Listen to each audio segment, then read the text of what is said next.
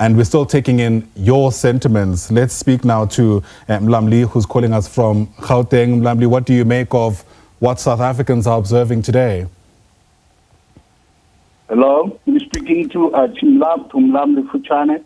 I'm from Gauteng, originally from Eastern Cape. My input is going to be, I think we need to review the whole program. We cannot be celebrating culture, but we should be living it. Though there's a lot of work that we need to be done behind. You start looking at to say, what is culture? Does culture mold a person? How does it mold a person? We live in currently 364 days in another culture. Only one day we celebrate. You look at the clothing, at the attire. Our attire is so expensive. From KZN down to Eastern Cape, everywhere is just expensive. And you start asking, why should we be dressed in other clothing? And when it comes to the 24th of September, only then, I think I concur with the economy, which is from myself, I'm saying, we need to see studio. We need to look at communal wealth, because that's what the Creator blessed for us. You give me 10 cents, you get 100 rand more. So those are really issues which we need to discuss in depth and redefine ourselves, really, not necessarily to celebrate it one day. There are events which disappeared in all the groups of South Africa. You can start from the Popo River down to the Fish River. All these things which we're supposed to celebrate. Fair enough. Disappeared. They disappeared. So we need to revive all those things. Because what I like about these things, we're not doing anything in our culture which is contrary to the Almighty Creator. You can call it Kamata, Mudimo, Zibu, everywhere. But everything was just in alignment. So it's another way which was used to develop and promote social cohesion around the communities, sure, etc., etc. So it should be something more than the celebration. It should be something now what we live. That will be legal. I input. I do have something. Look at the Eastern Cape. They have issues of initiation, etc., etc. We need to address those things. In Lulamti, I concur with them, and sure, I like them. We need to engage and engage on a serious conversation. Thank you, sir. Pumla, thanks very much indeed for your call. Really appreciate it. Thokozani, you're also calling us from Alexander this Wednesday morning. What's your take on how we've gone about marking this Heritage Day so far?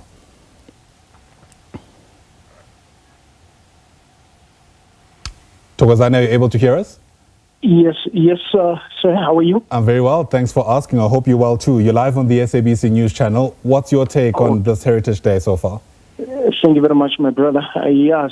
First of all, let me acknowledge the fact that we Africans, we are embracing our heritage and as well as our cultures. You know, it is very important for us to actually cuddle them up and then so that we may pass them to the next generation. But then, however, my challenge is very short because of I'm not seeing the fact that many of the people, they kind of just only commemorating this on these special occasions like these. So, but then after soon we are done with this, so we tend to forget them, you see. But then, however, now some other cultures, especially the Zulus, you know, they are being able to also continue with these celebrations because of we can see they've got the Umemulo and other cultural events. So my challenge also is to challenge other, nations also to carry them on with these ones because of in Lesotho also they've got this Moshosho Day, Moshosho Walk, you know. So it's up to them so that at least they may also find the major coverage in terms of that one. So I think in that way it will stimulate the celebration of these diversified cultures. So yeah, in that, so I would like to say thank you very much, guys. Loud and clear, Thokozani from Alexander. Thanks very much indeed. So, Xolile, there you have it. I think there's a golden thread we can actually tie between those two callers who are asking for us to move beyond just the 24th of September and look at what we're marking today as an integral part of our lives and not just the exception on one of these days in a calendar year.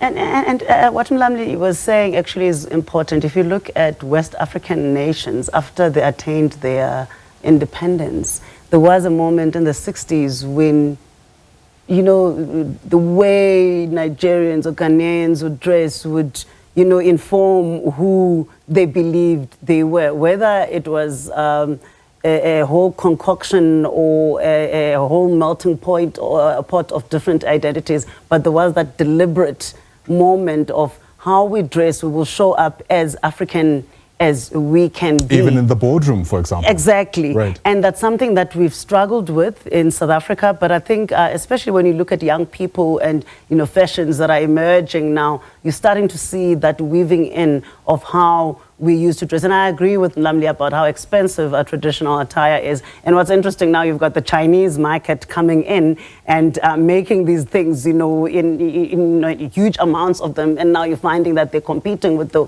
old women who, you know, and also it's part of the heritage, the traditional practice of making these garments. But now that's also neglected. It's something that's not preserved or even protected. And that's how then, like in terms of the next caller, Thokozani, about passing these things on to the next generation, how do we ensure then, how does our government protect this kind of knowledge, you know, whether it's in textile or in terms of how we adorn ourselves, jewelry and so on, because those artifacts are not just adornments or decoration. They actually have symbolic meaning. They carry symbolic meaning. And that's how then we pass on knowledge, because our knowledge was not written down like those colonial records. Our knowledge is carried in, you know, in our garments. It's carried in our jewelry. It's carried in our pots, in our spoons. In, you know, it becomes very functional. So how do we then preserve that so that we can ensure that it's protected for posterity, so that generations to come can also carry out that tradition without losing it?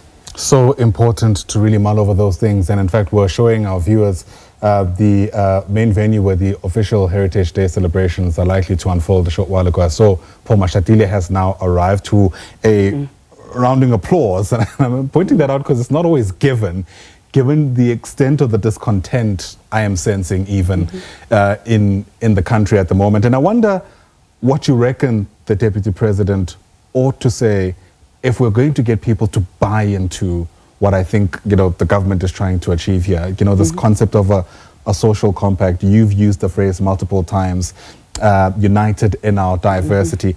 All of these ideas, and that's really what they are, won't stand a chance if there's just no buy-in, if the disillusionment overwhelms us. And I think there are real signs of that already.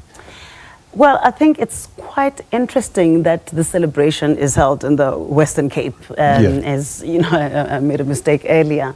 And you will recall at the National Dialogue, there was this contestation around representation of particular groups, in particular the Khoisan. Yes. There was a protest outside, and there was someone on stage, there was a scuffle on stage, whereas there were people in the audience who were also dressed to show that they represent the Khoisan community. So how then, as a leader, do you unify a society where these identities are contested, wherein you've got some sections of a society saying, the rest of you don't belong here. We are the first people because we are called this is the identity that we are mobilizing, and it translates to being the original owners. So I think it's a moment to also open up that conversation, because the ladies who were speaking earlier at the other event, there was one who was talking about how she is Ujola. And if you were to unpack now that oral tradition of who Jola was, and if she were to have carried on in terms of reciting that clan, where it comes from, then there's going to be a point where she speaks of Itolelo Mtwakazi. Umtwa is what the colonial record would refer to as Khoisan. Right. So how do we reconcile those two? Sure, fascinating indeed. I see the program has gotten underway. Sorry to interrupt you there, Tolela. The singing of the national anthem, which will be followed by the singing of the African Union's anthem. Let's listen in.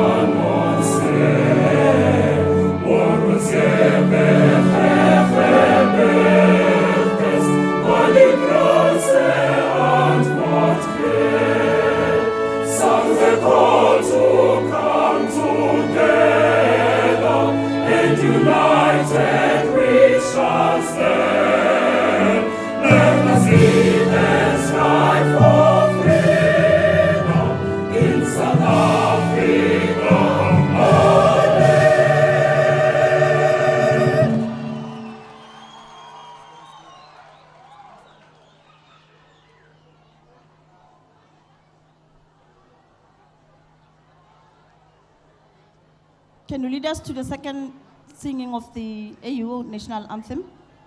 Let us all unite and celebrate together the victories won for our liberation. Let us dedicate ourselves to rise together to defend our liberty and unity. Oh, sons and daughters of Africa, flesh of the sun and flesh of the sky, let us make Africa the tree of life. Let us all unite and sing together to uphold the bonds that frame our destiny, our destiny. Let us dedicate ourselves to fight together for lasting peace and justice, honor. Oh, sons and daughters of Africa, flesh of the sun and flesh of the sky, let us make Africa the tree of life. Let us all unite and toil together to give the best we have to Africa, the cradle of mankind and fount of culture, our pride and hope at break of dawn. Oh, sons and daughters of Africa,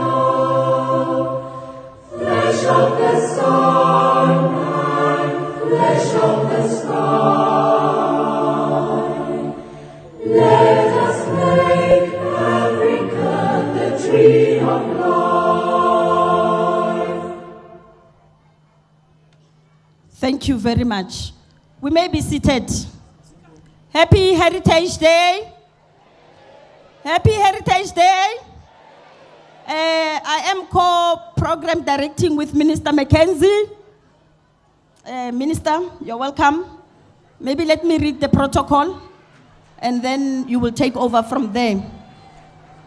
Let us welcome the Deputy President, Ntate Paul Mashatile, who's also the acting president, Armushapele Matsoho.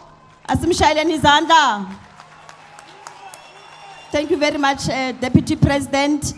And our beautiful Mrs. Mashatile, our First Lady, she's also here. Hala, hala, Mama Mashatile, hala, hala. Thank you very much. Ministers that are present, I think it will be important that I just read through and acknowledge and welcome them and appreciate their presence. Minister Mackenzie, I'm told the following ministers are here. I also want ministers to stand and greet the people, because you left everything. You could have chosen to attend any other program, but you graced this important program of DSEC. Minister Mutseha from Defense.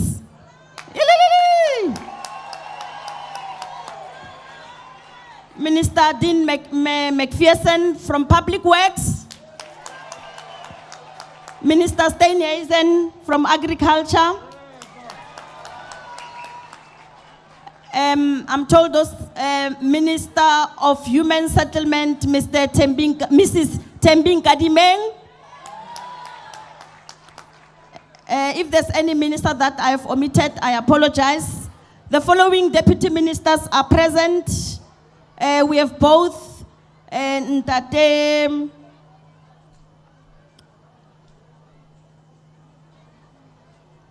from the presidency. We have Mr. Murolong. Kenny Murolong, please greet the people.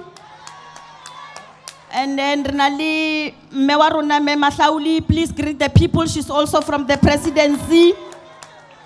And Renali, Deputy Minister of Water and Sanitation, Mr. Siathulo.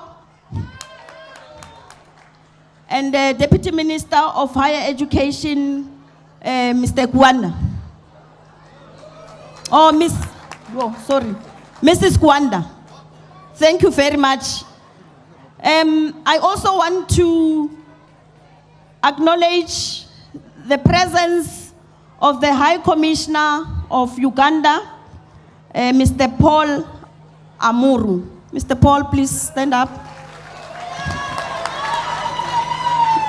You are all welcome. Kenners, I know you're excited to see the acting president. You've been waiting for him, and we want to thank him for coming to Oudtshoorn. And when the deputy minister was introducing him, I didn't feel that. I want the deputy president and the ministers to see the people of Oudtshoorn. Soos ek vir julle ken. Hala hala, deputy president, hala hala. Hala hala, ministers, hala hala. Yeah, that's beyond us. That's who we are. Then the one person we must introduce, it is DP, acting president. It is the last remaining speaker of the new language.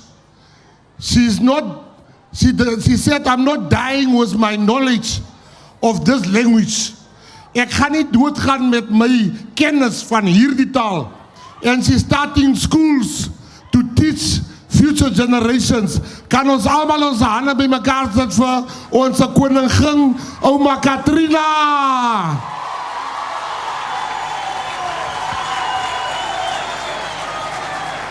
Baie dankie. Vos. Thank you very much, Minister.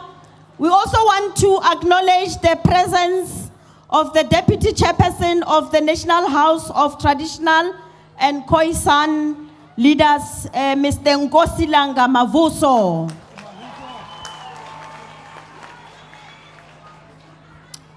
Without any waste of time, we will now